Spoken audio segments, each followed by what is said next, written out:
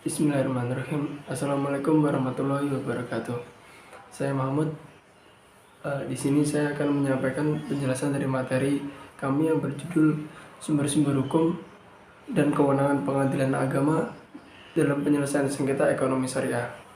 Yang pertama, sumber-sumber hukum dalam pengadilan agama ada dua. Yang pertama yaitu sumber hukum acara atau hukum formil, yang mana hukum formil di sini dibagi menjadi 8 yang pernah disampaikan di mata kuliah pengadilan agama ya. Yang pertama ada HIR, yang mana ketentuan hukum acara ini diperuntukkan untuk golongan bumi putra dan timur asing. Yang kemudian ada RBG, yang mana ketentuan hukum acara ini diperuntukkan untuk golongan bumi putra dan timur asing yang berada di luar Jawa. Yang ketiga ada BW, yang mana kitab undang-undang ini kalau sekarang disebut dengan kitab undang-undang hukum perdata. Dan yang keempat ada BRV, yang mana hukum acara ini diperuntukkan untuk golongan Eropa.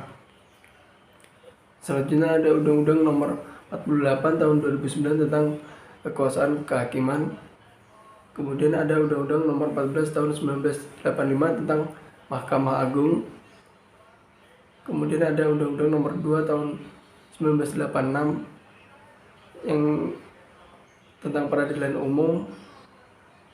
Kemudian ada jurisprudensi Mahkamah Agung dan surat edaran Mahkamah Agung Republik Indonesia atau SEMA. Yang kedua ada sumber-sumber hukum material. Di sini sumber hukum material yang pertama ada peraturan perundang-undangan, yang mana banyak sekali ya peraturan terdapat dan berbagai peraturan perundang-undangan yang mempunyai titik singgung dengan Undang-Undang Nomor 3 Tahun 2006. Oleh karena itu, hakim peradilan agama harus mempelajari dan memahaminya untuk dijadikan pedoman dalam memutuskan perkara ekonomi syariah. Dan yang kedua ada fatwa dari Dewan Syariah Nasional atau DSN MUI, yang mana lembaga ini mempunyai wewenang untuk menetapkan fatwa tentang produk dan jasa dalam kegiatan usaha berdasarkan prinsip-prinsip syariah. Dan yang ketiga ada akad perjanjian atau kontrak, yang mana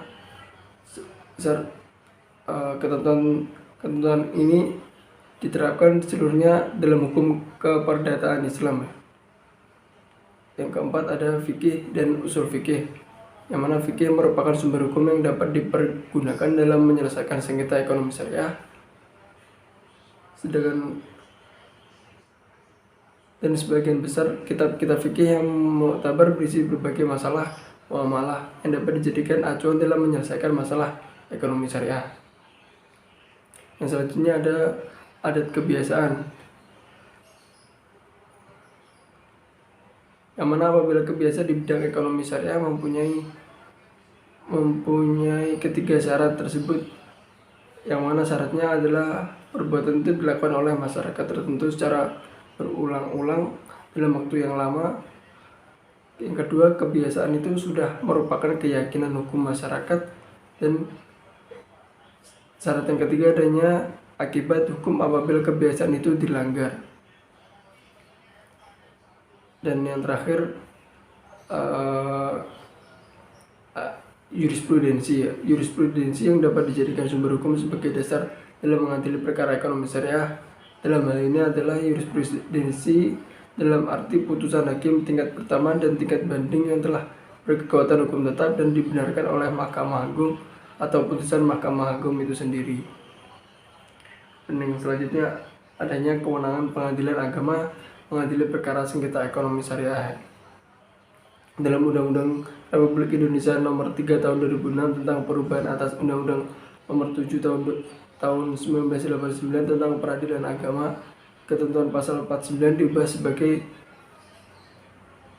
berikut, yang mana pengadilan agama bertugas dan berwenang memeriksa, memutus dan menyelesaikan perkara di tingkat pertama antara orang-orang yang beragama Islam di bidang perkawinan, waris, wasiat, hibah, wakaf, zakat, infak, sedekah, dan yang terakhir ekonomi syariah.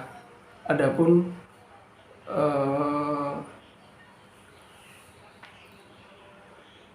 dalam perbankan syariah dijelaskan dalam nomor 21 tahun 2008, dan dalam penyelesaian sengketanya disebutkan pada pasal 55 yang mana berbunyi penyelesaian sengketa perbankan syariah dilakukan oleh pengadilan dalam lingkungan peradilan agama. Kedua, dalam hal para pihak telah memperjanjikan penyelesaian sengketa selain sebagaimana dimaksud pada ayat 1, penyelesaian sengketa dilakukan sesuai dengan isi akad. Dan ketiga, penyelesaian sengketa sebagaimana dimaksud pada ayat 2 tidak boleh bertentangan dengan prinsip-prinsip syariah.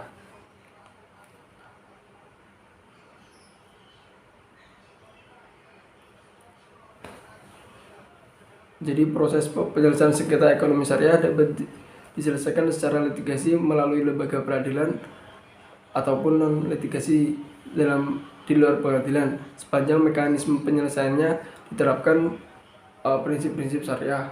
Yang kedua, peradilan agama berwenang untuk mengadili sengketa ekonomi syariah sebagaimana diatur dalam Undang-Undang Republik Indonesia Nomor 3 Tahun 2006 atas perubahan Undang-Undang Republik Indonesia Nomor 7 Tahun 1989 dan kemudian dirubah menjadi Undang-Undang Republik Indonesia Nomor 50 Tahun 2009 tentang peradilan agama, sehingga penyelesaian sengketa menjadi kompetensi absolut peradilan agama yang tidak dapat diselesaikan melalui badan peradilan lainnya.